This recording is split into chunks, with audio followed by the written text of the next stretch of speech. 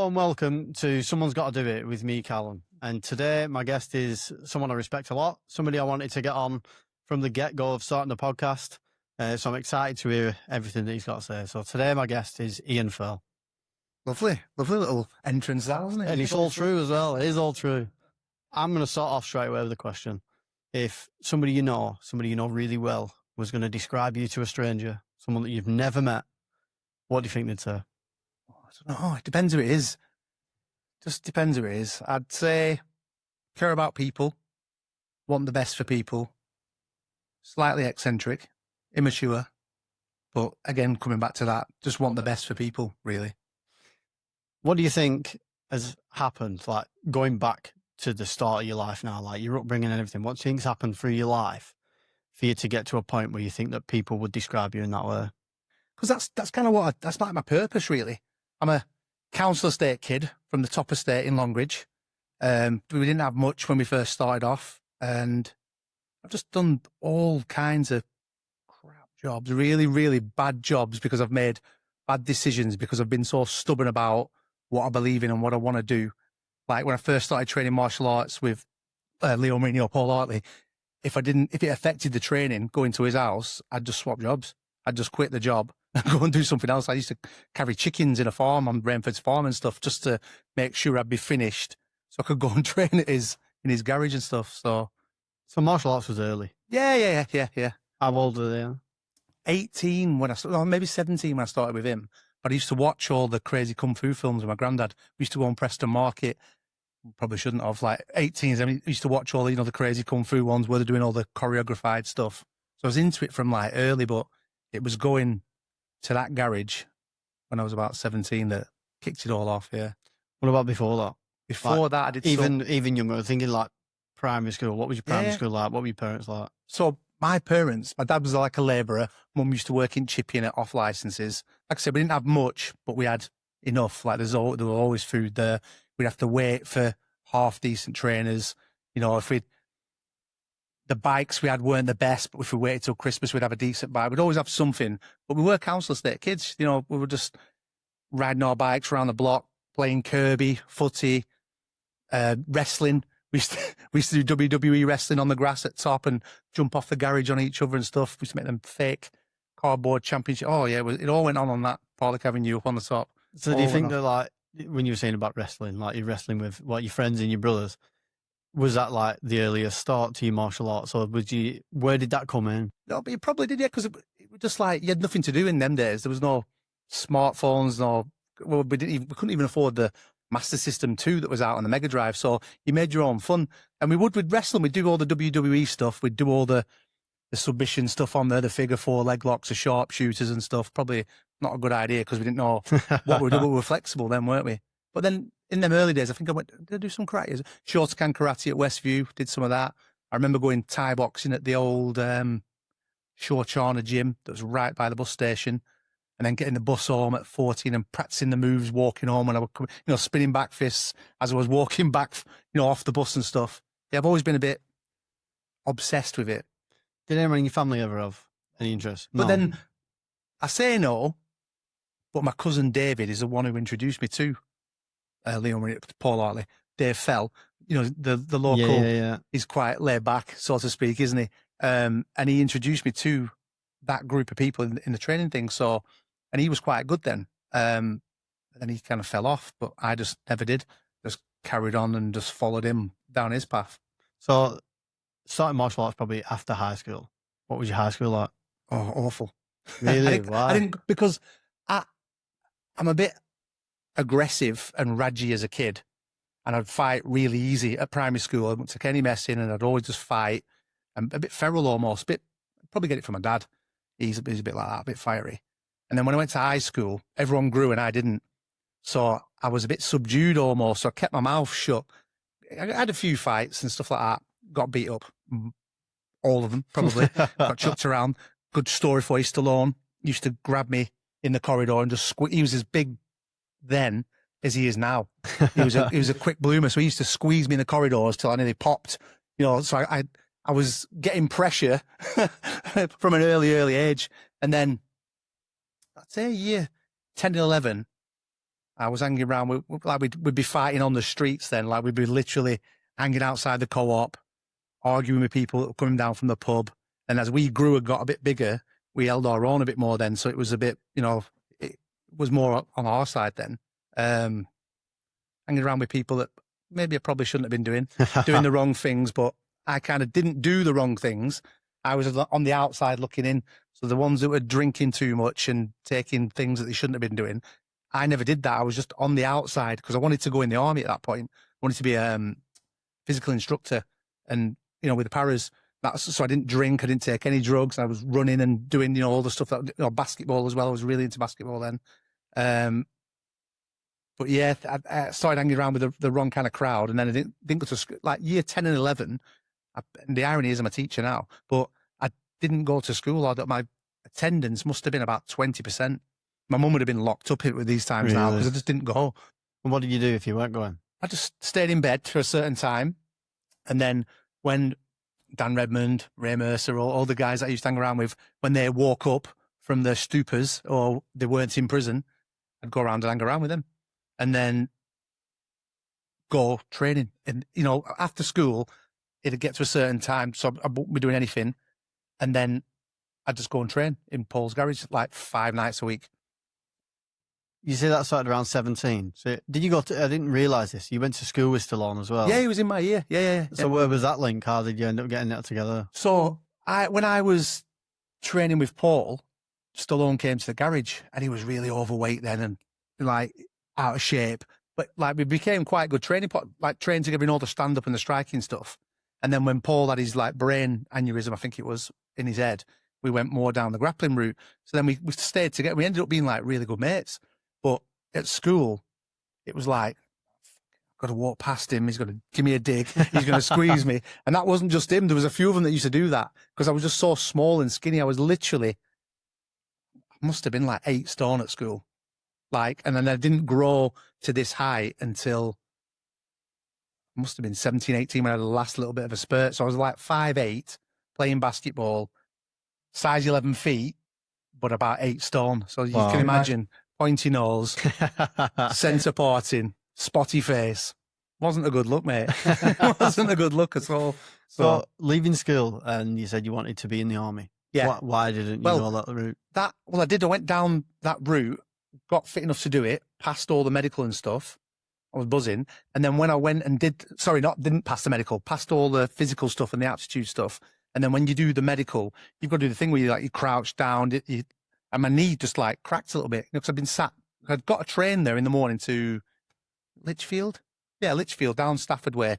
And it cracked a little bit. And if you're a para and you're jumping out of planes, your knees are going to be bang on, aren't they? So they said, just build your legs up a little. Because honestly, Cal, they were like, you could floss your teeth with my legs. But I could run forever. And they cracked. And he said, just to make sure you're all right, come back. We'll refer you, come back. And then I think in that 6 months, I thought, I'm going to be jumping out of a plane and people are going to be shooting at me. Is that really a good idea? Because I'm thinking, because he told me that in the recruitment office, the best way to be a PT is either Marines or paras. And I was crap at swimming, really, really bad at swimming. So it was like, paras then. And I just never thought, as an 18-year-old, you're just like, you're thick, aren't you? You don't know. So, and then I thought about it and I thought, that's not good. And then the next thing was I wanted to be a fireman. I thought, go in there, everyone likes you. They're all big, muscly guys, aren't they? You'll get paid loads of money, even though you don't. That's what you think at the time, don't you? So that was my next route. And I went head into that. And then, did I fail? Yeah, I failed the first one in Lancashire. And then I spoke to the guy. He was like the chief guy. My dad knew him because my dad was a labourer his boss lived next door to the fire chief. So I went there, he told me how to do it. And he gave me some practice doing this stuff. And then I applied for it in London because I was going to move to London. Got in London, actually was measured for my uniform and everything. And then the strikes happened. And so then what they did, the people they'd already selected, they looked for the worst ones, which was me because of my attendance at my job. Because again, the job that I was working was at a catalogue place at the time, Littlewoods, fraud prevention on the phones. So if anything was like happening, like a seminar, I'd just ring in sick. I'm ill, I've got diarrhea, and I'd just go and train. Or if any overtime were coming up and they needed people to be there, I can't do that. I've got to go and train. So everything that I did always came back to training where something bad would be like that because I chose to go and get punched in the face in someone's garage. So your drive for martial arts was Yeah. So how did you juggle that with the work you was doing at the time? I didn't. No, you didn't. That's what I mean. So if I was working, so all the jobs that I did, the amount, I couldn't tell you now because I probably forgot. I'm 46 now. There was that many jobs I had from 16 to, before I started education, 16 to 20. I couldn't tell you, mate. If I had to write my employment history, you wouldn't have enough paper. There was farms, steel erecting, labouring, factories, egg picking, just all the really crap jobs. And then I signed on for a bit when I was, where was that? What the hell was it then? Just signed on for, like in between, because you could sign on then really, really easy. So I was signing on, doing the really bad jobs, hoping that these good ones, that the fire would come off. And then just having the martial arts on the back, but never thinking that like I'd have my own gym one day. You dream of things like that. But even then, we didn't even have the gym in Preston, like the GB Preston. So what it's come to now, couldn't have dreamed of that in my wildest dreams. Was that a dream as early as you can remember in your martial arts? Or? No, not at all. Because I don't have the desire to be a boss or a leader or anything like that. But I'm very opinionated in how things should be done. If I think things aren't being done the right way, I'll do it my way. And then if people follow, they follow. And if they don't, they don't. I do that in school. That's why I think anyway that I never ended up a head teacher in my own right, because I'd argue with Ofsted. I'd argue with like the existing head teacher because I didn't think it was right. If I was doing something that was working with the children and it was in their best interest, I wasn't bothered what they said because I knew that they're wrong, I'm right. And it's not to say that I'm always right. If I'm wrong, I will admit that I'm wrong and I'll say, I'll be sorry. But if I know it's in the best interest of the people that I'm working with, I'll just do that. And I can't be steered from it. It's bad. It's really bad.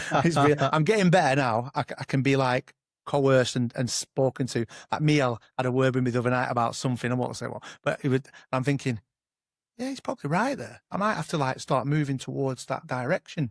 I can take that now, but back then, no way. People joke that I work with children with autism and behavioural problems because that's me, and I can see through their eyes, so I can relate to them really well. But yeah, no, I did.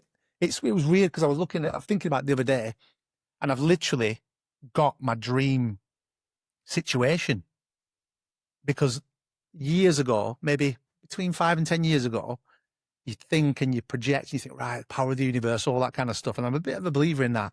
And I've wrote stuff down in a book. I'll show you one time. And I've achieved most of what I wrote in this book.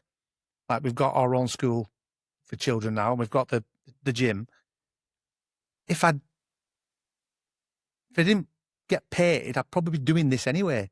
Everyone's got bills to pay, so you have to take money into account. But this is my actual purpose, I think.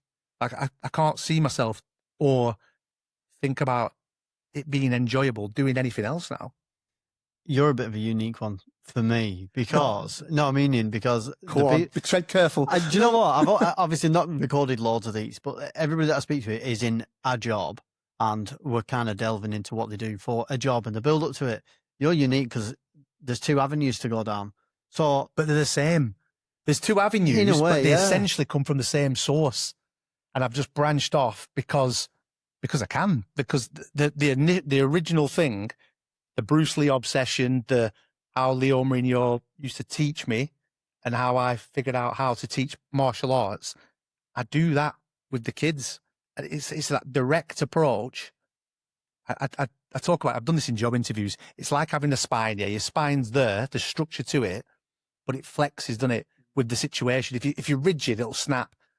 Sounds very theoretical, isn't it? But if you've got that one thread, that spine, and you flex with it, you can make it apply to most things. I went on a big tangent at work today when I was doing the training and talking like that, and they were just like, "Oh yeah," because I'm very direct, and I try and simplify and make everything as efficient as possible to maximize the benefit to everyone. And it's a really weird way of thinking. And it's hard on you, hard on me sometimes, because you're just like, right, I want to do it this way. I want everyone to benefit. It's another meal again. He's like, you can't please everyone all the time. I said, maybe you can try though, can't you? You can try. But that's what I'm trying to do. I'm trying to make, because I've seen like severe depression and sadness in people, been affected by, by people taking their own lives and stuff. So it's like you don't want anyone to feel like that. So it just makes what I was doing before even more intense. So what's happened with a couple of my friends over the years has made me even more funneled in what I want to do.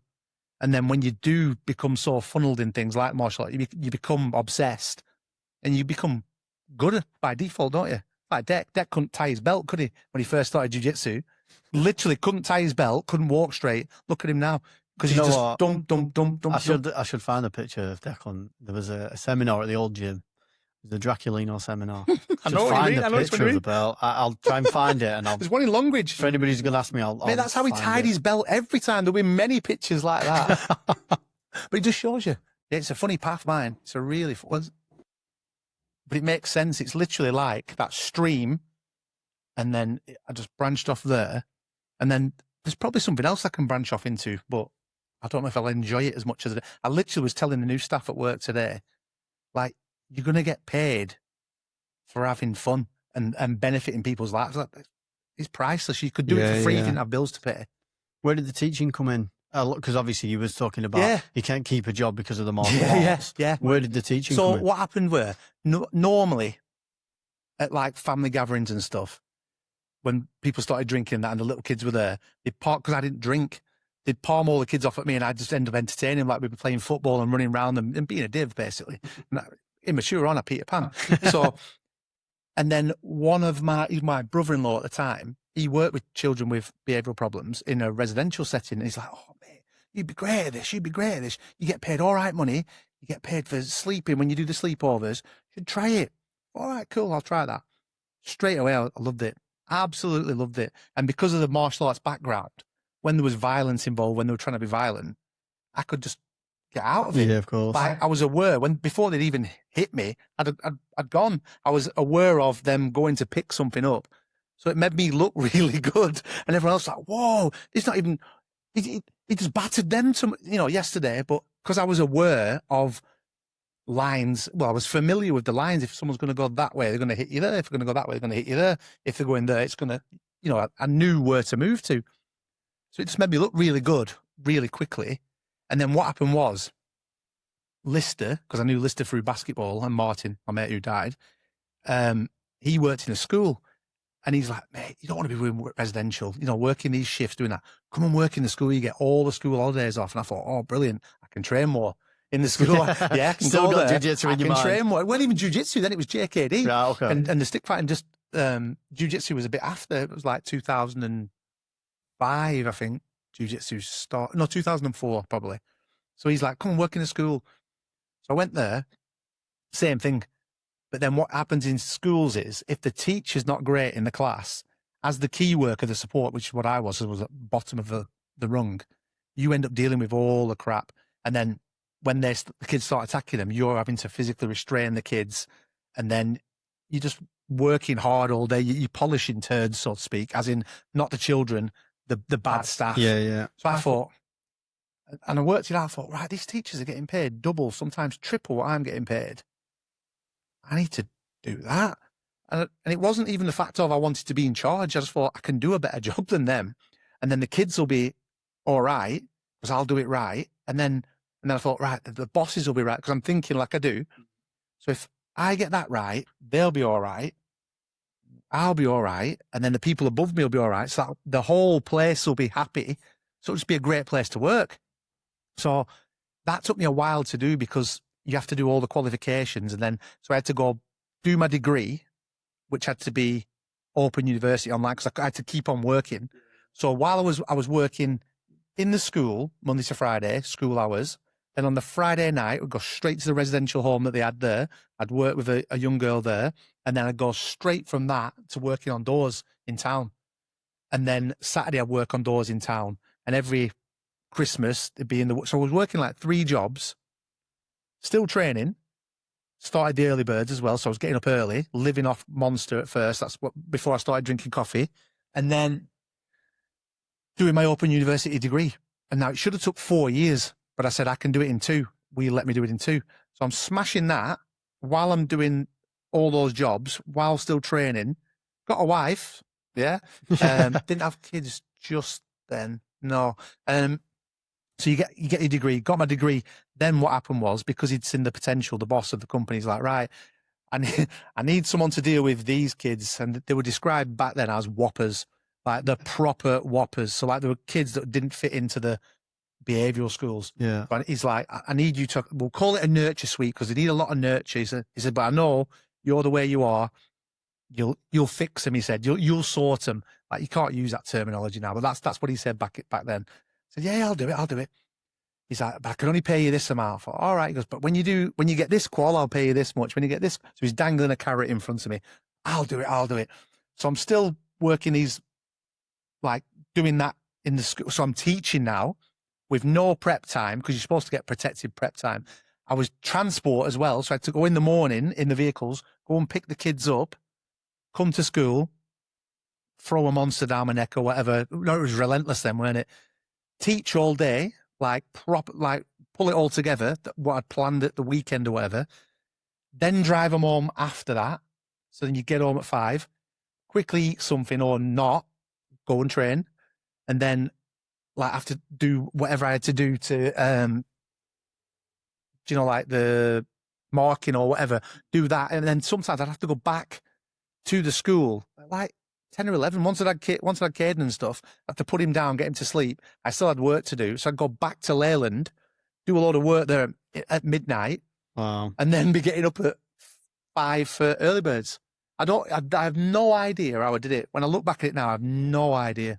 I was just going to ask you then, how did you manage to, because obviously you wanted to do your degree. The jiu-jitsu must have come in, because you're saying that with JKD at the time. Yeah. Jiu-jitsu must have come in at some point. How did you juggle getting your degree to do, to be a teacher? Just did it. Literally, when there's no choice involved, you just do it. So that was my norm. And people were saying to me all the time, how are you doing it? And for me, it was normal. I remember being stood at the Wilbraham Club, of all places, on the door with Roy, my mate Roy, just like sat there, and there's a mirror there, and I could just see myself in the mirror, and I'm just like that. But it was like 1 o'clock, surrounded by the rabble of society, thinking, I just need to go home.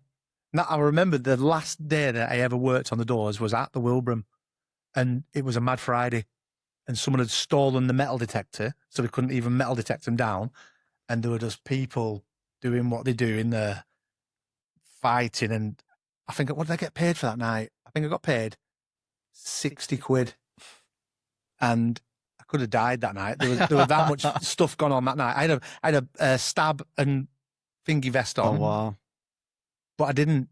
I had the cover on because I wanted it to be covert. Who was it who lent it me? Dale lent it me from when he used to work doors. It was a blue vest. You had a white cover. So when you wore a white shirt, you couldn't see it. So I wore the white bit thinking that was the Kevlar. No, it was fabric, mate. If someone had stabbed me that night, I'm walking around thinking I'm invincible with fabric on. So, yeah, I just did it. I just got through it. I have no idea how. And when I look back at it now, it's quite impressive because I just don't know how I created the time to do it. Just did it. You're saying it wasn't, you don't have a choice, but jiu-jitsu was the choice, surely. You know what I mean? Like, jiu-jitsu was the hobby at that time. So that was a choice. Why did you stick to doing that at 5 a.m.? Well, the teaching was on the side, wasn't it? So right. The teaching was your job. Yeah. But in that time, jiu-jitsu was your hobby. Yeah. Well, I never saw it as a hobby because the martial arts, it was like interwoven in me, like, hardwired into me. That's why I did the early birds, because I couldn't, especially when I had Caden, I couldn't make the classes because I was doing all the other work. So I thought, Leo Munoz, they're both black belts. I want to be a black belt one day. I need to create time. And he laughed at me, Leo Marino, when I asked him if I could do it. He went, no one will ever come to them. No one.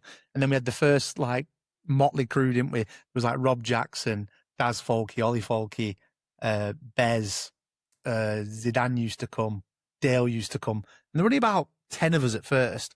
But then they were consistent, weren't they? And I could get my training in then. So I could continue to improve a bit.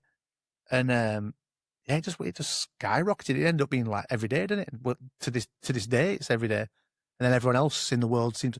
I say we were the first ones to do it, but actually Mauricio Gomez were doing it in Brazil apparently before we were doing it early doors. Yeah, but I reckon in this country we were one of the first people to do it. That was a little step into your jiu-jitsu journey, though, wasn't it? What happened? What's the build? I mean, I know this is a long story, isn't it? But what's the rough build up to getting to that part? What rank was you then when the other bit started? Purple belt. So you're good, what, 5 or 6 years in? Oh, yeah. See, and that was when, because Stallone went professional at purple belt. So I say professional. He was living at his mum's in a box room. He won't call it professional, but he was professional. He was following Legato around, Lucio, Gabriel. He was with them. He was living with them for a short period of time. And I remember getting my purple belt the week after him, because blue belt, we were like evenly matched. In fact, I was better at first because I was going to Birmingham and stuff on buses and trains, getting smashed by old Brummies at Braulio's place, and then coming back and teaching all the stuff. And we're even. And then when he started training more, obviously, because you train more, you get better, don't you? And then he's just spanking me all the time. And then when I got my purple belt the week after him, I was like, this ain't right. Like, there's a big difference here. But then I think that's what lit the fire, because you could see him progressing like that because he was there every single day. That was his job, like, pretty much. He was still working on plant, but that was him working towards being full time. And you could see the difference. And I'm thinking, I want to be that good. How can I be that good in the situation that I am without having to leave my wife? And because I didn't want to leave my wife. I love my wife. But I wanted to optimize and be efficient with what I had, that Bruce Lee mentality again. That's where the early birds came in. And it served the purpose, like, because I could get the training in and I could focus on what I wanted to focus on, and do it the way I wanted to. Yeah, of course. So being a teacher, what was your long-term plan once you got your degree and you was teaching? Yeah. What was your long-term plan then? Well, it was just to be able to help the kids earn. It's not probably decent to some people, but it's an all right salary. You've got the holidays off. It just ticked all the boxes for me. When I had my children, I could do what I wanted with them in the holidays. I could train. I could do whatever. Well, that was the plan anyway, because you don't have that amount of time really, because the time gets stolen from you. But and then I thought, right, because I worked in independent schools. I thought, well, one day I could do this, because my boss was a really cool guy, really savvy, like, businessman, clever. But good with kids as well. Bit of a mentor to me and Lister. And what I'm thinking, we must be able to do this. It must be easier than, like, and then back then you didn't need as much money to, like, open somewhere, but we didn't have any money, did we? Because we were like key workers at the time. And we used to have these chats with him at the end of school, and he'd be sat there and he'd have a big fat wallet full of cash, and like, he weren't flossing, but he was at the same time. And me and Lister especially, he's like, I want to be like that. And we just went from there thinking, right, one day we'll have our own school. And we used to talk about it, like, almost jesting, but putting it out there into the universe. And then over the years, bit by bit, and then it just gets a bigger thing where you need more capital to put in, don't you? And luckily we found a way to do it in the end. But it was, I didn't even want to be it's like Lister at the school now. I'll say, like, if anyone comes over, ask Lister, he's the boss, or Katie, who's like one of the other partners, ask Katie, she's the boss. I don't want to be, it's on my little lanyard, director, assistant head teacher, but I'm not, I'm just, let's go there and just enjoy it. Where did the school come in though? Because obviously you've been a teacher. Did you just teach at one school the whole time? Mate, no, quite a few, because I'm like I am. I'd do it, I'd go in, do a good job, because I've got a set way of doing it. It's like jiu-jitsu. If you like, take down, pass the guard, establish side control, mount, finish. That's kind of how I do it with the children. Not on the children, obviously, but what they need to learn, I'll get it all, what they need to do. I'll figure out what they need the most, and I'll just put the things in place where they can learn the most without it putting too much strain on them. So I do that to make it easier for them. And then there's less behaviors, and then the learning. And then wherever I've been, and it sounds arrogant, it's wherever I've been, that's worked. And the kids have, like, benefited from it. The schools benefited from it. Schools have made money out of it. And then it gets to a point where they think the children are fixed. You don't fix kids who have like been affected by trauma and abuse and they've got autism and stuff like that. It works because you've changed the whole fabric of what education is. So then as soon as you get to a point where there's no incidents and like it looks like you're having an easy day, which you are because you've set it all up and you've helped those children access the learning in a way that they can, assimilate that information. They want you to go back to how it was. They want to take all the stuff away that you've put in place and say, right, they need to go back into the mainstream school now. And they can't because they can't learn like that. It's like being in a grappling competition and then suddenly asking them to just stop being punched. It doesn't work. So then when it gets to that point, I spit my dummy out kind of thing. I'm like, no, I'm not doing that. I'm not throwing them back to the wolves after helping them. And this way it works. And that happened, oh my God.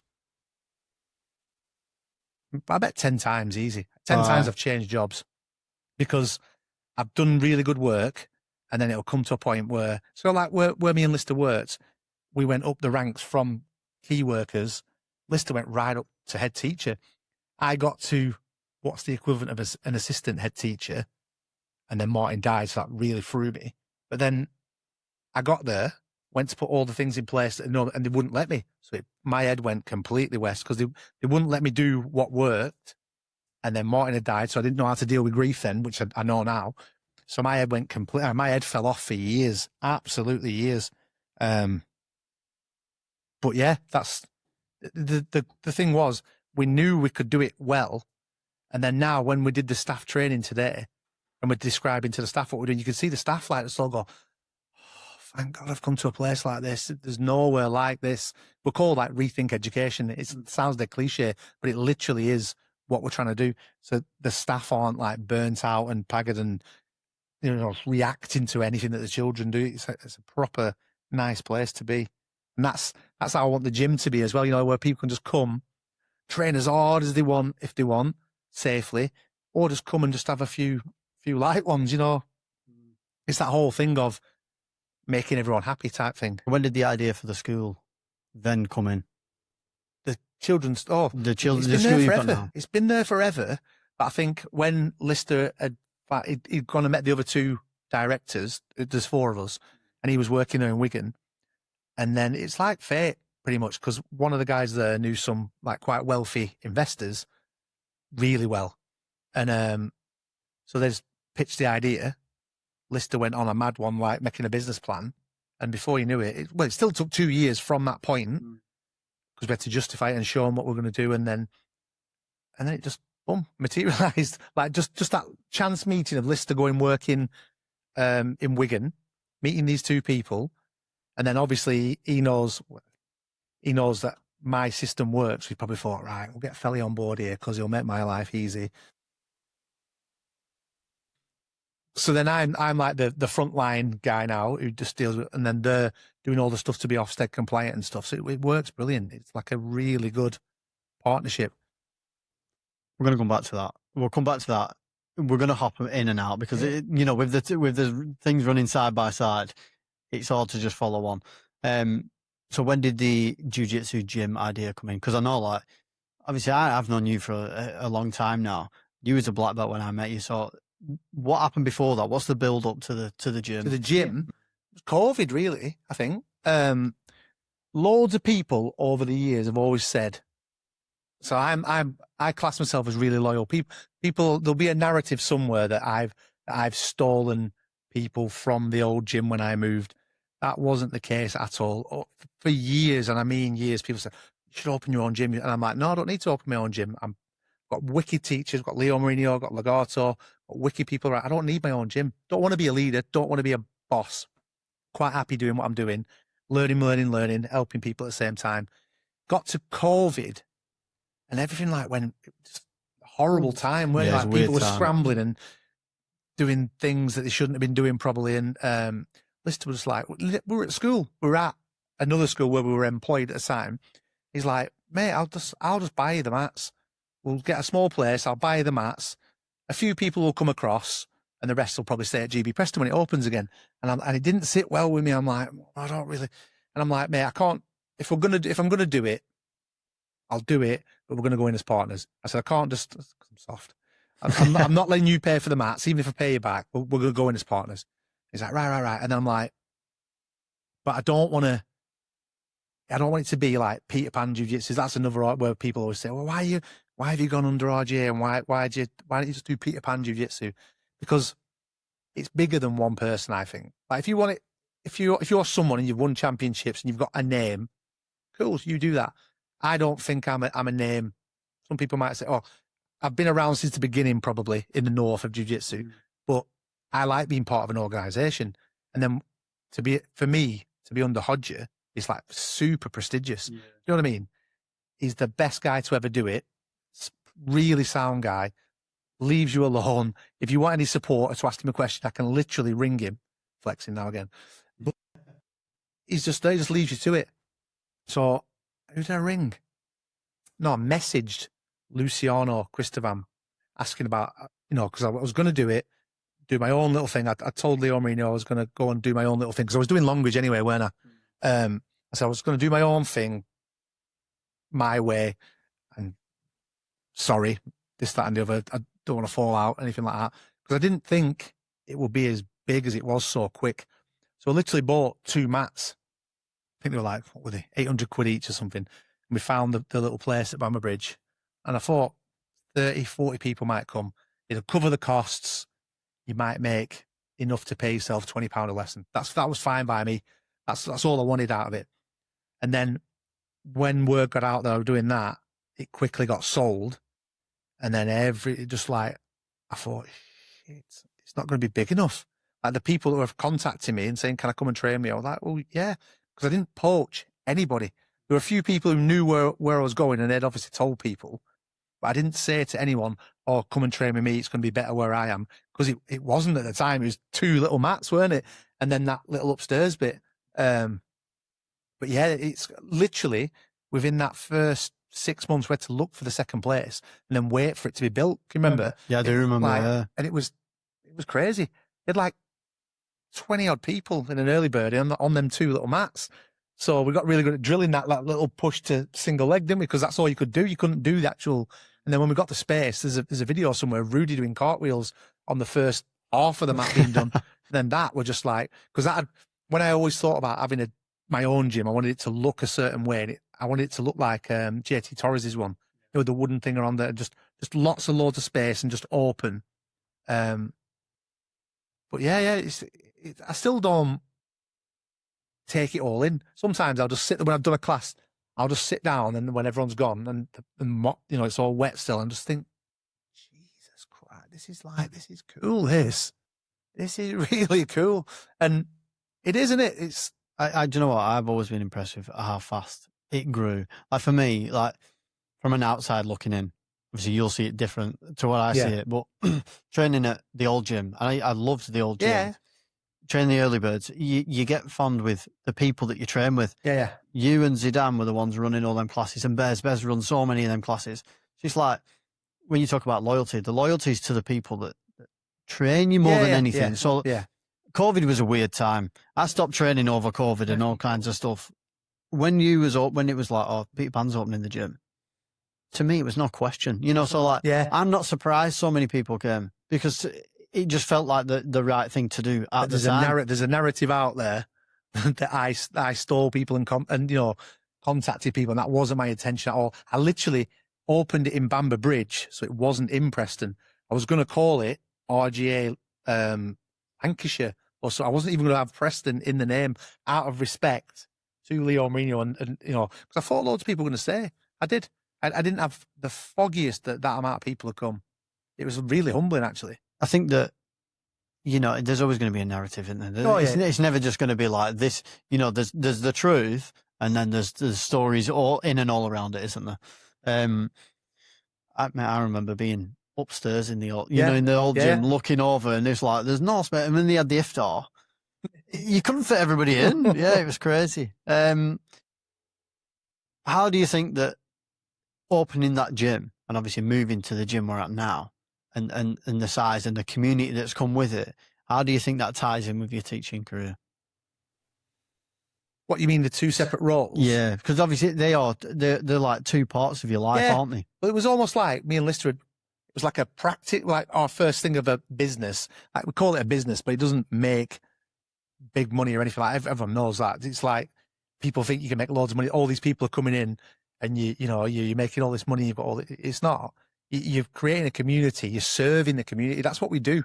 It's almost like religious. We are serving people. So I'm serving people when you're teaching and giving them that opportunity to train there. And we're doing the same thing at the school. So that dipped us into how businesses actually work. And then that gave Lister a bit, because Lister did pretty much all of the school stuff, because he went on a mad one like Chat GPT to death, down a massive rabbit hole. And just because he knew that would be running well. So it was almost like a practice business to then know how business works, but then the school's on a far larger scale, and there's a lot more things you have to have in place to do. But I think it gave the jiu-jitsu gym gave the confidence to finally say, well, yeah, if you can do it on this scale, surely you can do it on that with some effort. But then you've got to balance the things as well. As you've got to have your head in that game, you've got to have your head in that game. So I keep my head in the jiu-jitsu game, and then work during the day. Like I work like an employee, like a paid employee, and leave Lister, to do all the logistics and stuff there. So where did Lister come into your life? Because he's been a big part of your life. Oh yeah, I've had to deal with him for years. He's like a weight round my neck, isn't he? he's the big brother. He's that was through Martin playing basketball on Moore Park. Because Lister his dad used to have the in-car entertainment system shop, right in town near the Strettles. Yeah, it was on the corner there. So Lister used to have like little cars, but he used to have booming systems in them. So we'd be playing basketball on Moore Park, and he'd have his car on with tunes blaring on. Then he'd be driving through town, with the windows down and tunes. Because he never drank at all. He was teetotal, but he'd always be driving. But yeah, it was through Martin, because Martin, like he was a bit of an enigma. Like everyone knew him. He was friends with everyone. Like a really, really big character, and he brought loads of people together. But yeah, just from basketball. How did you meet Martin? Martin was at college, Preston College. When I went there for a little bit, that was another thing I did. Preston College, Newman College. It was a basketball practice. Yeah, he turned up at basketball practice, and he just like walks in with his little swagger, jumping really high, even though he was short. And he just always fun and always like accommodating. Like he'd be like, "Oh, you coming out?" "Oh, I'm going out." Then he'd like take me to. I think one of the first times I went to Brown's was with him.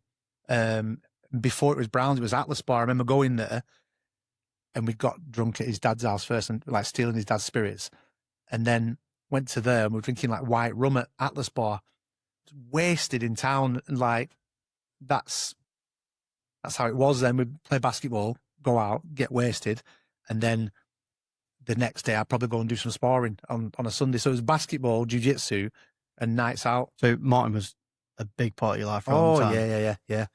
It was really weird, because like I'm really lucky. I always had basketball mates, football mates, martial art mates. I had loads of different groups, from being in Longridge, you have like different people, and then going to, because of all the different jobs I did, all the college and all that. But he was like the constant one there. And because of the music I liked and basketball I liked, that was a big thing we had in common. So we just gelled like from the start, and like we'd always be out. I'd end up getting levered.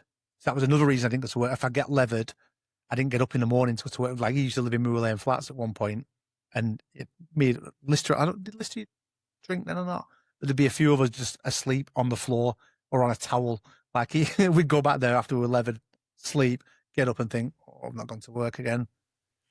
So I'll go training in the afternoon. So he just balanced it out there. How much of an impact did it have on you when Martin passed? I reckon it's 11 years now. I bet it's only in the last couple of years where I've been able to like process it. Didn't cry. And it was like his funeral.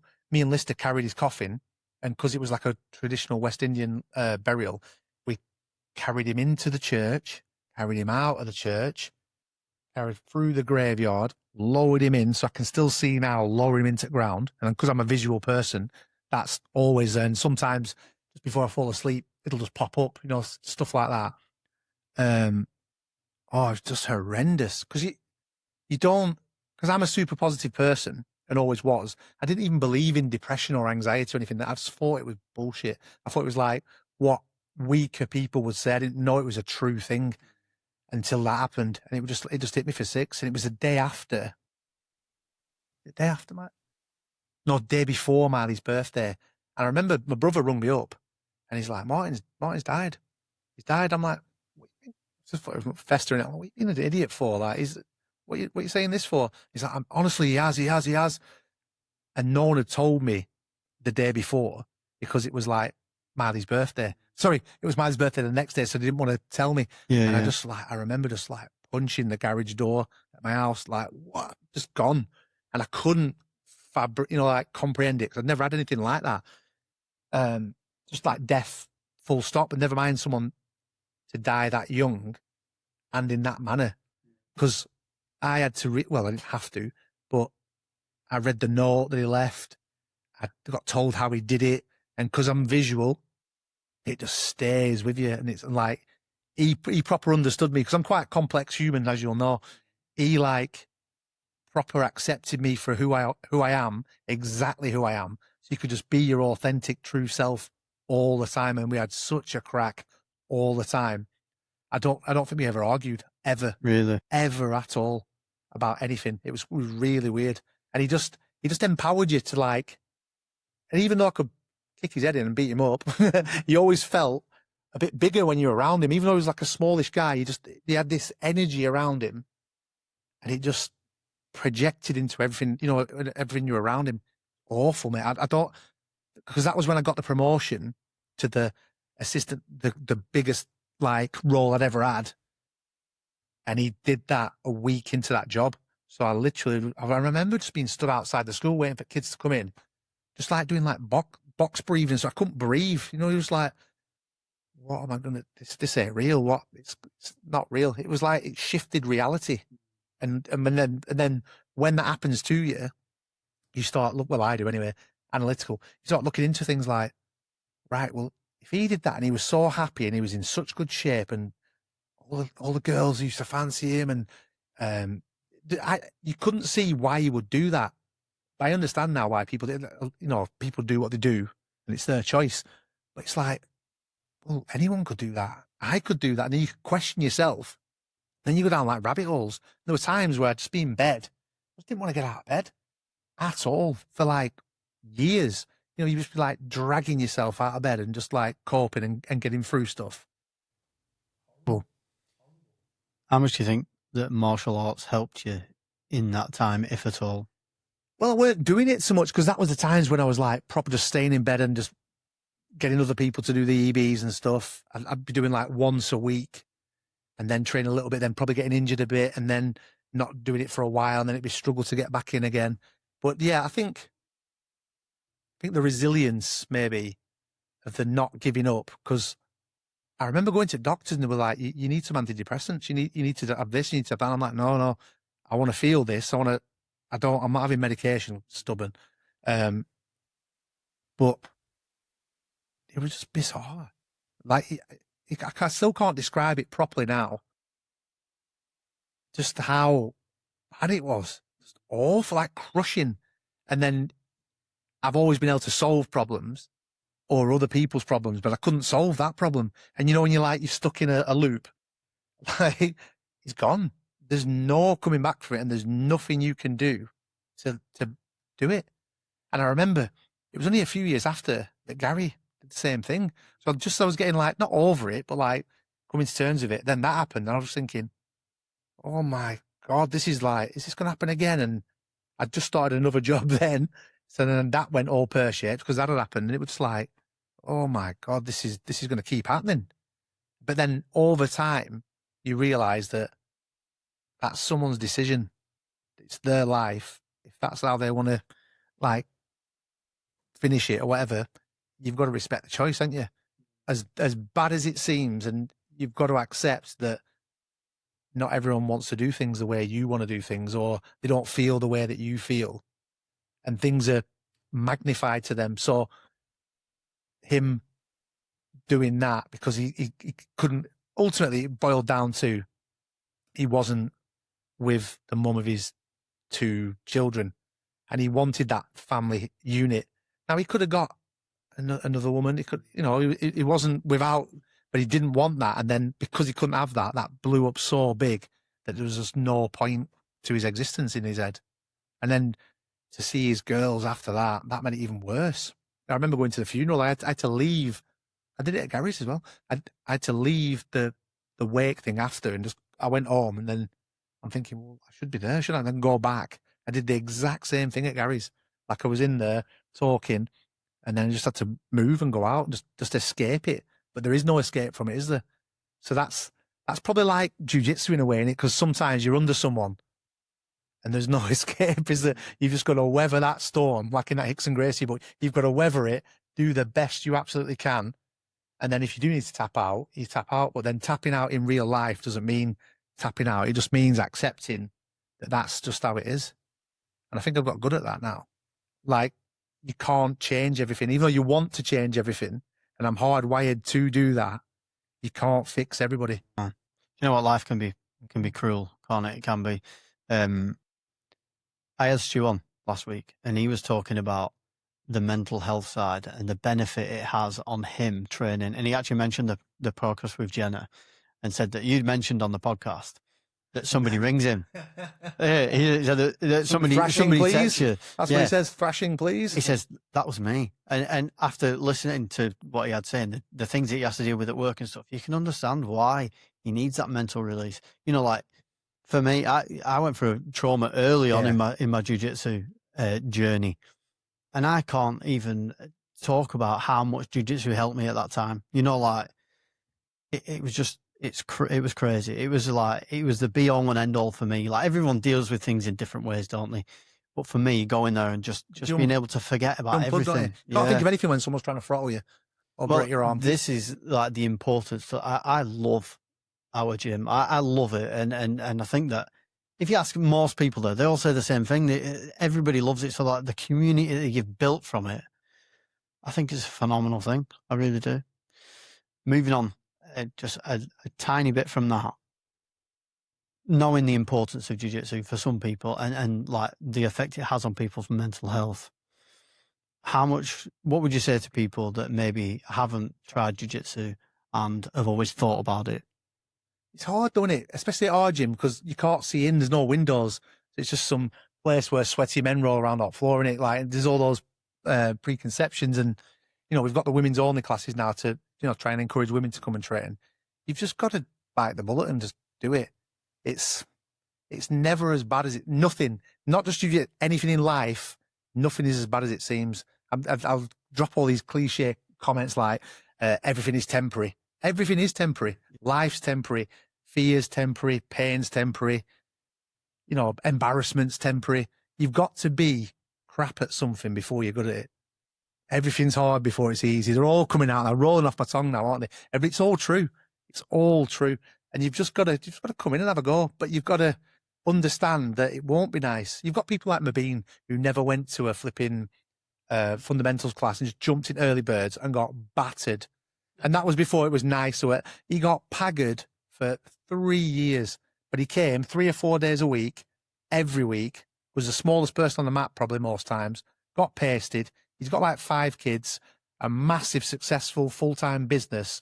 And he can do it. You can do it. Anyone can do it. But my mate Rob, who's just started now, he struggles like mad sometimes, just getting through the door. But once he's there, he's fine. It's not for everyone. Not everyone will enjoy it, but it's available to everyone. I say that all the time. It's available to everyone, and it will. Martin said to me the other day, there's nothing like it. If you could bottle it, you'd be a millionaire, but you've got to have that, like, you do get beat up and so you get roughed up, don't you? The other day, I literally, it was the first day back, one at White Belts said to me, when do you get your training in? I said, I haven't been for a long time. I've just been teaching, just doing bits. And he looked at me as if to say, you're helping me out and you show me all this good stuff and you're not reaping the rewards of this. I thought, right, I'm going to have to jump in this class. And then there were three purple belts there. I've not jumped in for a while, probably a good 6 months. My shoulder's been battered. And there was Andy Osgood there, who's regular, Fayez, the triangle guy, and Big George. And I went with all three of them, started bottom mount. Oh, it was awful. One of them scratched like a big chunk out of my skin there. I survived though, and I got them all. But it was hard work. Yeah. But then I thought, right, I've done that now. It's not going to get much harder than that, because I was like blowing out my arse. So then it was Monday, and my intention every time that I come to Earlybird is, right, I'll help everybody out with things and I'll jump in. And then 9 times out of 10, it'll be, oh, I'm not warmed up and I'm going to hurt myself, so I don't do it. But I'm not doing that now. So I jumped in Monday, jumped in Wednesday, jumped in Friday morning. Al coerced me into jumping in Friday and was trying to pull my feet off. Couldn't go Saturday, jumped in Monday. I'm on a bit of a roll now, so I'm going to try and keep that going, the pun intended. Yeah. I'm on a bit of a roll, but just to make sure I don't get hurt and just get my mobility back a little bit. And who knows, I might even do a competition down the line. You never know. I've not done one for a long time. Al keeps trying to poke me and get me to do something, but what's the worst that can happen? Yeah. With that in mind, what's a typical day look like for you? Like it being, because for you, I'd always ask this, what's a typical day look like in your job? What's a typical day look like for you running with both sides? So if we take Monday, so I'll get up at just after 5. I'll walk my dogs quick so then they don't pee and poo everywhere and wake the rest of the house up. What I've started doing now is just before I walk them, creatine, electrolytes, boom, walk them, come back, have my coffee so I'm nice and wired for when I'm teaching you lot. Teach that, go straight from there to the school, have a shower at school, then prep my day, work all day with the kids. Some days it's extra challenging, some days it's easy. Most days it's easy, to be fair, because we do all the proactive stuff.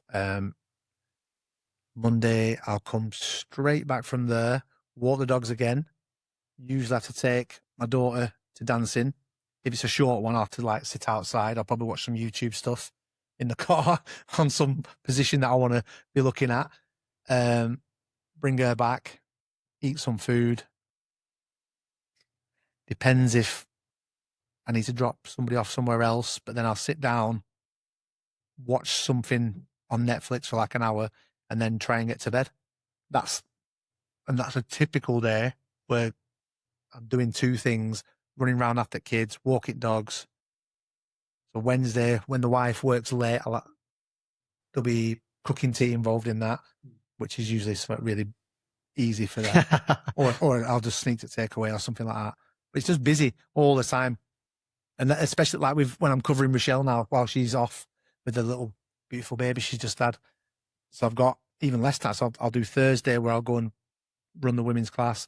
Saturday morning was when I used to go wrestle at Grundy's, and oh, that's awful. But great. Awful, but great when you've got Tony Bellew looking at you when you're wrestling with his son. I told you that story, didn't I? Yeah. Oh my God. That was horrific. The fear there was, right, I've got 6'4", 19-year-old who's about 17 stone and can wrestle. And I've got to wrestle with him. So I've got to try and survive because I'm not very good at wrestling yet. And then if I hurt him by accident, his dad's going to come and try and pace me. And I'm like, and I'm dead after the warm up. And then Mike Grundy's looking at me like sniggering and smirking because he's making us do lift ups. So I'm an easy lift up for him. And I'm having to pick this guy up over and over and then wrestle him. But then I've got to do the women's class now. So I've not been there for a while. And then so when I've done the women's class, I've got to come back, take Diggy to my mum's, go back, go and teach that Saturday class. And then after I've done that, go pick Diggy back up, take him back home. It's non-stop, really. But I can't moan. I cannot moan about it. I asked for all this years ago without even thinking about it. Like, I've got to be grateful for it. And I'm a big believer in gratitude. When you wake up, you just, another day. I get to do this again, because some people can't. They don't get to do what they want to do, what they enjoy doing, and what they're good at. It's few and far between. What do you think is people's biggest misconception about, number one, being a teacher, and number 2, owning a martial arts gym? The martial arts gym, everyone thinks it's easy. They think there's lots of money, and they think it's glamorous. It's not glamorous when I'm picking up the week's worth of sweaty geese. That's another thing I have to do on a Saturday. Go and do the laundry, wash that, pick up tacos, sorry, shall I say, flipping tape, people's dirty undies that they just leave on the floor. It's like, you don't live like this at home, surely. Gum shields that leave there. And if there's like a ringworm outbreak, it's my fault that they've not washed properly. Even though we mop and disinfectant and anti-fungicide, all the things. It's good when it's good. And it is good. But there's a lot of moaning goes on. And then you're trying to balance keeping everyone happy as well. That's a difficult one. Because some people want to do things a certain way and some people want to do them another way. And then there's the relationships between people. You've got to keep that above board and stuff like that. The school teacher one, I think when you work with children with additional needs and autism and stuff, they think that you just sat there watching SpongeBob SquarePants all day.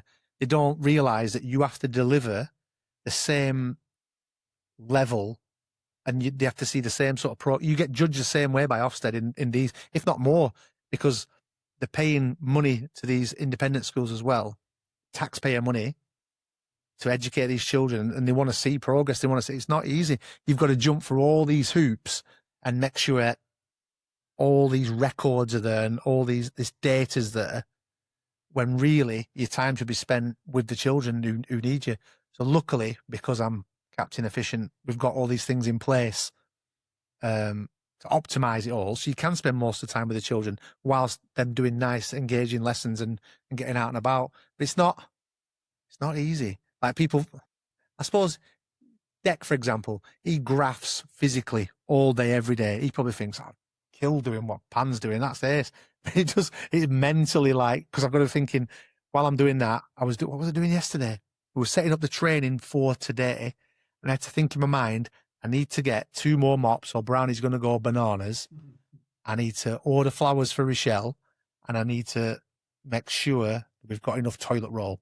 Just little things like that, because you can't not have toilet roll. You can't have the maps being clean. You can't not send Rochelle flowers. You know, it's all them little things need doing alongside making sure that the lessons are all planned and that you've put that data in. So when you've taught a lesson, you've got to say whether that child can do it, they can kind of do it, or they can't do it for every single child. I know there's less in a class, but there's all these things going on all the time. So you've got to put them into systems. Otherwise, you just never cope. It's not easy. And then when you're teaching, it's your energy levels you've got to match as well. Because like I say, in the morning, my intention every morning for the last 10 years has been, right, jump in. If you're knackered and you know you've got to work in the day as well, you've got to think, how do I do it right? I'm doing some good here because I'm teaching these guys how to beat me up at some point. But I need some energy to make sure that these kids get that as well. So you've got to optimize your energy.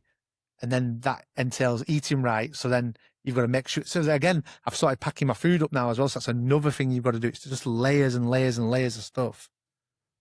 But it could be a lot worse. So I'm grateful for it. People think it's easy, and it really isn't.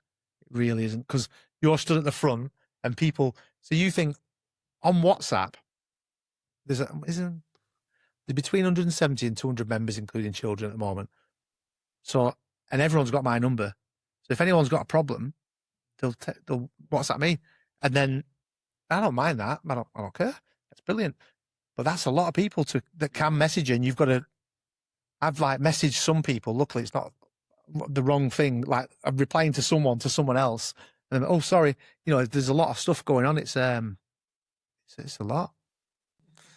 What's the lowest point in your life and in your career? I think we've talked about the lowest point maybe in your life, but in your life and your career.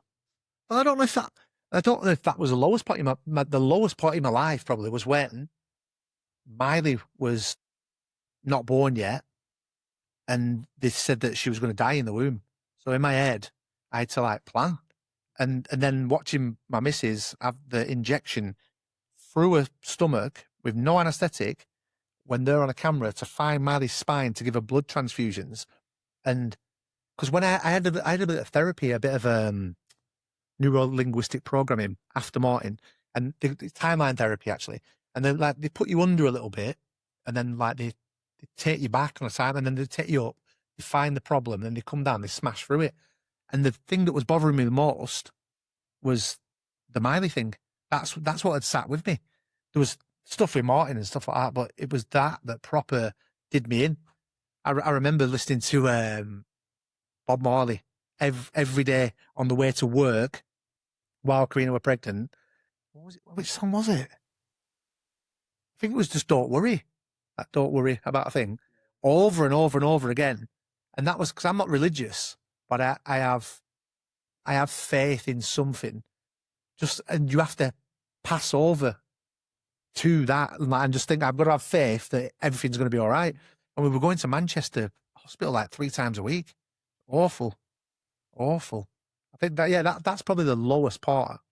But in your career, see, another thing that bothered, when Legato got cancer, that really bothered me. That was before Miley and stuff like that. Really, and it was Hodgie. I don't know if I've told you this story before. I've told it loads of people. I remember going to a tournament, and Legato got sick. He'd been at Hodges first, and then he'd gone back to Brazil. And I was speaking to him, and I was like, was I like 30? I was like, Hodgie, he's going to die. He's going to die. He's like, brother, he's put your arm around. No, he's not. But you know how he is. Yeah. He's like, no, he's not. I'm like, he's going to die. He's got cancer. He's going to die. He's like, no, he's not going to die. I'm telling you now, he's not going to die. How do you know? He goes, I just know he's not going to die. And that was like, because I've met him before a few times before that, but then that was when it was just cemented like, what a nice guy. Like he didn't know me properly from Adam. I'd met him a few times, but I'm just some guy, he knows thousands of people, like fans and stuff. And he was just sound like that. And that had a big impact on me, that, because I thought, is he right? He's a best jiu-jitsu guy, so he might be really clever as well. He might understand, he might have some hidden information. And I took that on board, and he was, weren't he? He ended up beating it. But usually things that affect me, the pain of somebody else. Yeah. My mate, Marvin, used to always call me an empath. Like he's like, you absorb, you're like a sponge for crap. you absorb other people's crap, and you need to not do it. But you are what you are, aren't you? Emotional person. Well, I'm not emotional. I don't cry. I just absorb it. I absorb it, and then probably behave in a certain way that, like, I don't know. I'm probably just like arsey or moody. Well, I will be. I ask my wife. I'm a dick sometimes, just for no reason. I'm not doing that. Can you just do that? No, I'm not doing it. Like that's probably from soaking other stuff up and then just be like, just want to say no for no's sake. I don't know. What's the highest point? Kids, really, I think. My kids. Because there's nothing. You thought I'd say black belt then, didn't you? No, I didn't actually. Do you know what? I genuinely had no idea what you was going to say. No idea. My kids are my everything. They really are. And how they've turned out is really funny because they're all very different. Like the first two look the same, and Diggy doesn't look the same, but they're all very different in their own way. But they're all three like me and Karina in different ways. But I think they're magical. I just think kids are ace. That it makes me lose for words because like Miley shouldn't have survived and she did. Caden's just Caden, he's just like funny. And now Diggy's like old before his time. Yeah. Like he's 11, but I guarantee if I was to like go abroad somewhere and just left him a little bit of money, he'd made sure the house was tidy, the laundry, he could do all that himself. Yeah. He's proper independent. He can do anything, you know what I mean? And he's got loads and loads of potential. But yeah, my kids are my highest part. Like the gym's great, the school's great, but I don't think I've ever celebrated properly the gym being open. I've not celebrated properly. I didn't celebrate when I got my qualified teacher status. Like, that should have been a massive thing. It's just usually, I've got that now. I need to move on to something else and something else. But I know you're probably going to ask what's next, but I don't know. When you're like quite full, it'd be nice to probably have a holiday home, but jiu-jitsu don't pay that type of money. So I don't know. I want to travel more. I definitely want to travel more because I've been to a few places. I've been to Brazil twice. You all know that's my claim to fame in it. But I've never been to America. Got married in Thailand. Never been to Australia. That's what I want to do with my time. I want to get to a point where the school, because we want more than one school down the line.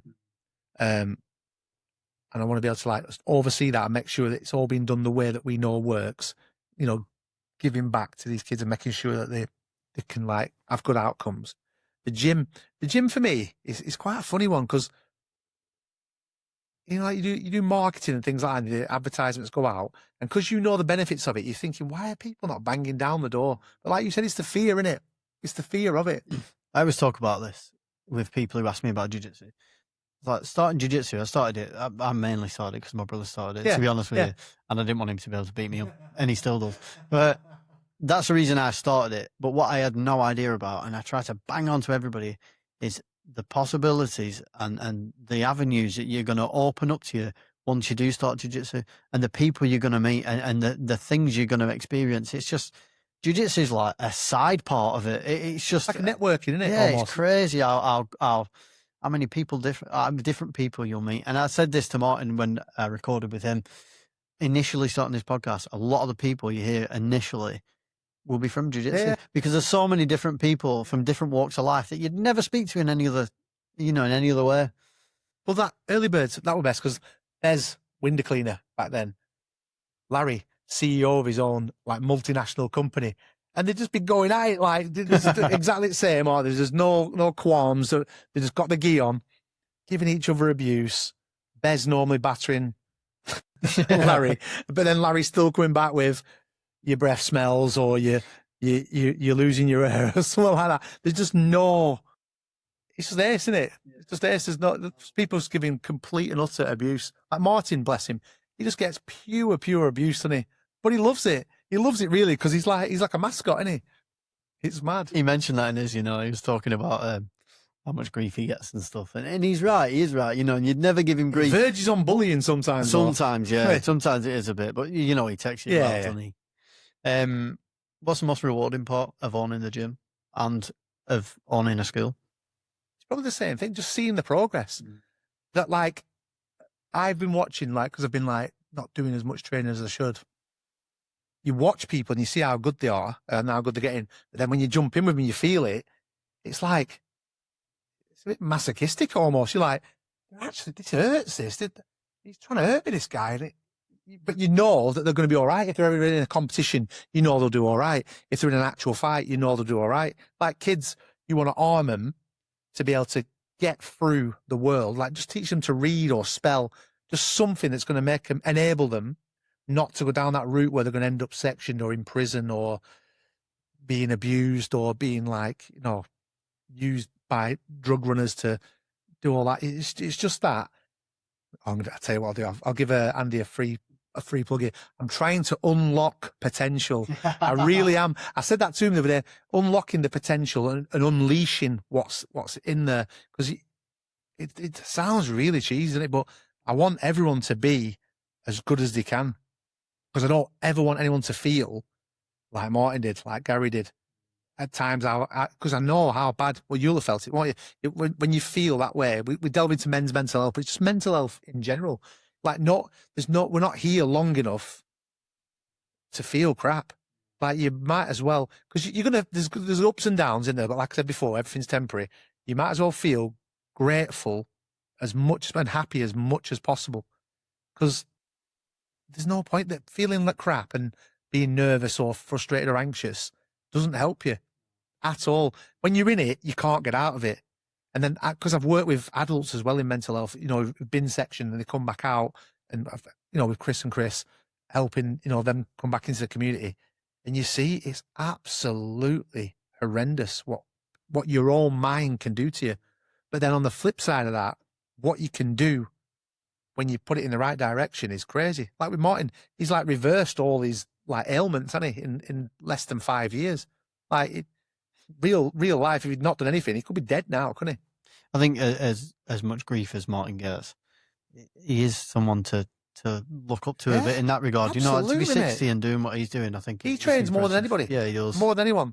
And the best thing is, he's not even on any steroids or anything. He's completely natural, and he trains arguably harder than pretty much everyone. Yeah. And he's progressing, and he's good. Do you know what I mean? What type of person do you think it takes to own a school and own a gym? Stubborn. maybe stubborn, single-minded. I don't know, anyone can do it. It's not just like a Peter Pan thing or an Ian Fell thing. It's just I've been in the right place at the right time and then just never stopped. I might have slowed right down to a proper crawl, but I've still been bit by bit. I've just never stopped. So then it compounds, doesn't it? Like your goodwill compounds. If we're at the school now and we've done some really good work with children already that have been out of education for a year. So then local authorities see that and they're like, oh my God, we need to send more children your way. Good things attract more good things, don't they? So I wasn't the best person when I was younger. I hung around with some undesirables, but then again, I never did anything bad.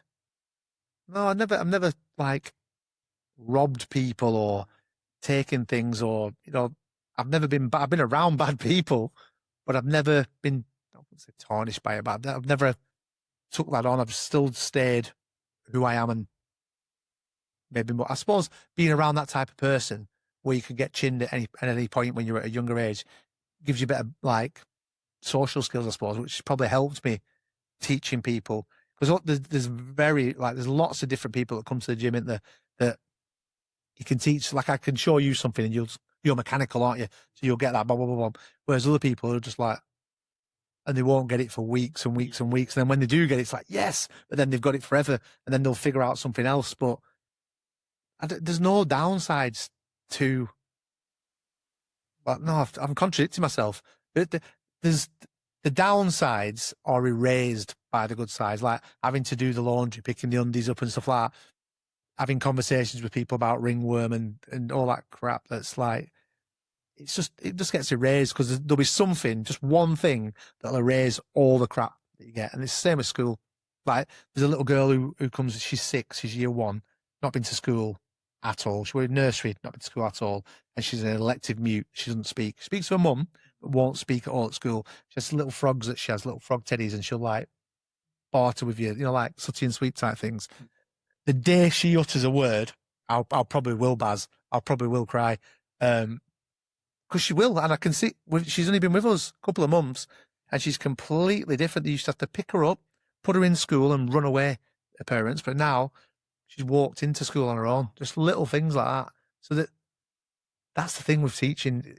It's addictive, no matter how bad things can be, and they can get pretty bad, especially if you work with like older kids and kids who are willing to stab you and things like that. I'm lucky I don't have to do that type of stuff anymore. But there's always something positive in there. There's like a little tiny in everyone, in absolutely everyone. So what advice would you give to anybody looking to either be a teacher or, again, because you've got two things going on, starting a gym of any kind. So if they're passionate about CrossFit or whatever it is, what advice would you give to them people?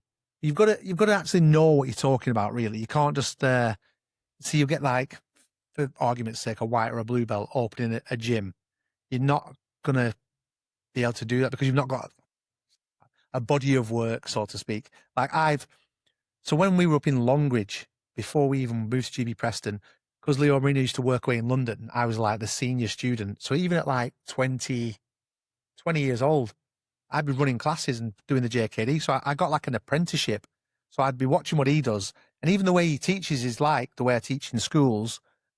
It's sequential. So like you'll do a takedown, then you'll pass, and everything has a sequence to it. You've got to have that in you first. You can't just willy-nilly open somewhere. Like 20 odd years before I opened that place. So people say, oh, it's grown really well. I can't believe you've done that in such a... It's not. It's like, I never got paid for any of the early birds or anything like that all the way through. That was just me doing it. That goes back to schools as well. Like you're making somebody else money, aren't you? And it's not even about money, but you're providing a service for people for all that time. So then it was when it did come time when I went, people were like, oh, well, you're my teacher. I'm going there. Even if it is a tiny little place, I'm going there. You've got to have that experience, and then just have experience, belief, and then just don't stop and just keep going, because that's what I did with the teaching. Honestly, I don't think I'd recommend teaching in a mainstream school to anyone. I wouldn't want my children to do it. I wouldn't want my wife to do it, because the workload and the things that they have you doing for doing sake, I don't get it. I remember COVID, and I used to think in SMH schools, they don't do as much work. When they sent the work home, it's exactly the same, except they just have them sat on a carpet looking for like, and the teacher talking at them, because that's generally what happens. Not everywhere, but the system isn't set up right. So you've got to have the right system. I knew that when I opened the gym, I wanted it to be almost half no-gi, gi. So like a Marcelo Garcia gym, like that balance. I'm looking for balance in everything. I've even got that bad tattoo, that bit there. I want that yin and yang, that balance all the time, and happiness. Really cheesy, this, isn't it? Do you know what? It's right, though, isn't it? It's right. Because as you get older as well, you're looking for peace. You see a lot of people get into religion as well when they're older, because they're looking for answers and peace and just calm all the time. And I don't think true calm and stillness exists. Not for long anyway, because something will happen, won't it? But if you're comfortable in doing what you're doing, you can dodge the little crap that life throws at you, can't you? If you're God, this is cheesy. It's like Kung Fu Panda, isn't it? You've got to stay. It's not like you can't let life beat you up. Okay, it will get you in the end, but you've got to do what you want to do, how you want to do it, but within the constraints of what actually is realistic. Because I couldn't just go, right, we're doing this school for kids with behavioural problems. There's going to be no lessons. We're just going to play all day and da-da-da-da. Because you can't, because you just, Ofsted wouldn't allow it, would they? You've got to have balance. You've got to balance the rough with the smooth. It's difficult. What does a teacher and martial arts gym owner and instructor do outside of both of those things? What hobbies do you have? No, it's hard. Not a lot. Based on what you told me about a typical day, I was going to be surprised if there was anything else to fit in. What I like doing, do you mean like to wind down or whatever? Yeah, whatever, yeah. You know what I love doing? Going in the hills. Love doing that. I discovered that in COVID times. That was one good thing that came out of COVID. And I always thought it was for old people walking in mountains and hills, until my mate took me on one. I was like, oof. We went up Helvellyn. That was my second hike. That is quite a big one, isn't it? I love being in the hills. Don't know if it's something to do with my ancestry, the fell bit. I don't know. Love doing that. I like just going out with my wife. And, it's not even like you go out, you meet your mates. Like I went and met my mates in Turtle Bay the other day. I had a shandy, didn't even have a beer. I had a shandy, had a little crap. I just like that calm of like going out into the hills, going for something to eat with your missus, listening to some all right music. I can't think of anything worse these days than staying out after 2:00 in the morning. All the Christmas do's and some of I always backdoor buggy. I'm gone. Don't even say bye to anyone. I like reading. I like listening to audiobooks. All the self-help ones, the Jim Rohns, the Tony Robbins, all that cheesy stuff. I love all that. Or anything that's like on Instagram or TikTok or whatever. Read this. Jocko Willink. I love listening to him. He got me through some tough times. When I used to go and pick the kids up before school and that, I'd have his podcast. When it was dark times, I'd have his podcast on every day. On the way out, when the kids got in, I turned it off. Obviously, it's a bit dark. And then on the way, when I dropped them off, coming back from Blackburn or Fleetwood or whatever, I'd always have that on. Yeah, I'm quite a simple being. I'm not bothered. No, I'm not bothered about like big. I like things like going to like a game. I'm going to go to a rugby game. Martin keeps promising me, if he's watching it, he's promising me to take me to a rugby game. But then Bob said, just little experiences is what he's looking for now. It's like when I got married in Thailand. I remember sleeping in till like 11:30. What are you doing? You're in Thailand. Get to beach, lad. Get on with the sun. And I remember just wasting time. That's one of my big bugbears that I hate, wasting time. When you're like, I wouldn't say I'm rushing, but when your time's taken up doing things, it's really, really precious to you. I go mad at my missus when she's like late for stuff, or we're supposed to be somewhere at a certain time. She doesn't get it why I'm like that. Yeah, I don't like wasting time. And just sitting sometimes in the garden, like when the grass has just been cut, and you just sit there. You can scroll on your phone if you want, but you can just sit there and just watch the birds. I've got to think about Robin's, that's because of Martin as well, because of his funeral. Like Robin's there, but yeah, just tranquil stuff. Sound like a proper old man. Do you know what? You got no arguments from me. I think I enjoy everyone you talk about. I'm gonna wrap up with a last question now, but before I ask that last question, where did you get the nickname Peter Pan? Peter Pan? I've not told you. Yeah, I know. Oh, right. I know roughly, but I want. Well, it's because I had a bad mullet, didn't I? When I had her, it was like my last gung ho, and because my wife's a hairdresser, I had highlights in it, so the blonde highlights in it. So it was like, it's quite not curly my hair because my mum's got really thick hair. There was a bit of a wave to it, and it looked a little bit curly, so it had the Peter Pan effect. And there's a picture of me in Stoke when we used to train at Dave Cornell's place at one of the seminars, because we used to follow him around like absolute loonies all over the country. And he's got his arm around me, and he was talking to Ben Poppleton, and I'm thinking, what's he saying about me? Is he going to, because he's massive, isn't he? I didn't know him then. Is he going to pace me? Because back then, when they did seminars, the black belts would just go through everyone in the seminar. Like, they'd all line up, and they'd just guard pass in, and they just go through you all. And he's like, Ben, come over. He's like, hey, he says you look like fucking Peter Pan. Peter Pan. You look like Peter Pan. And he just stuck. And then Leo Mourinho just called me that from that day on.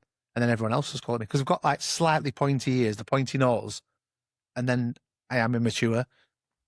Yeah, it just from there. And it stuck. Yeah, I remember I had a black Gracie Bar t-shirt on, because the black belts used to bring merch with them.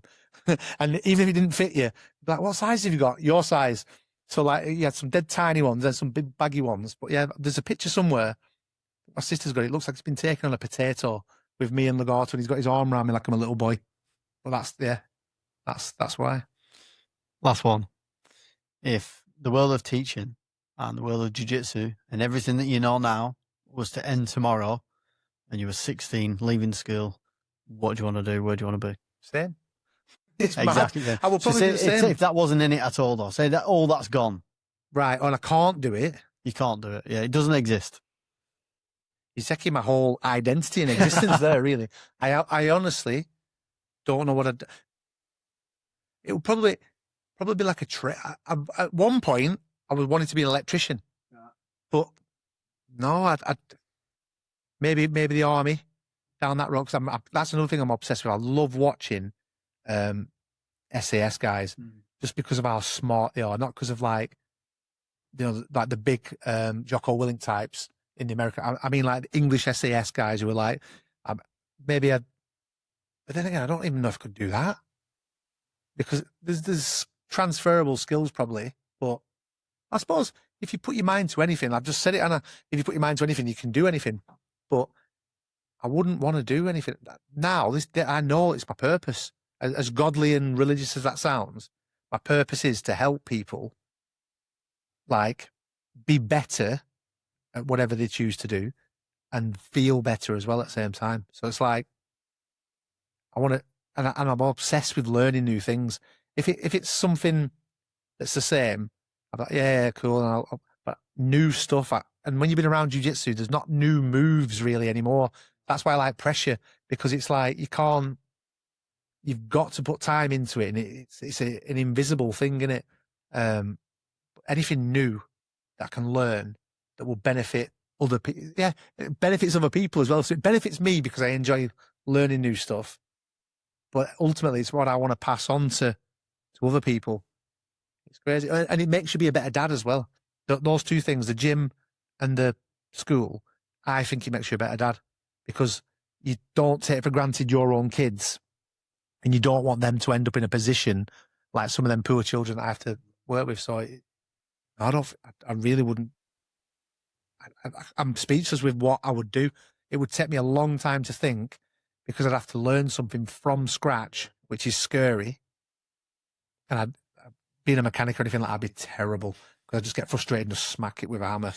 I'm just like my dad in that sense. But yeah, I couldn't. This is me.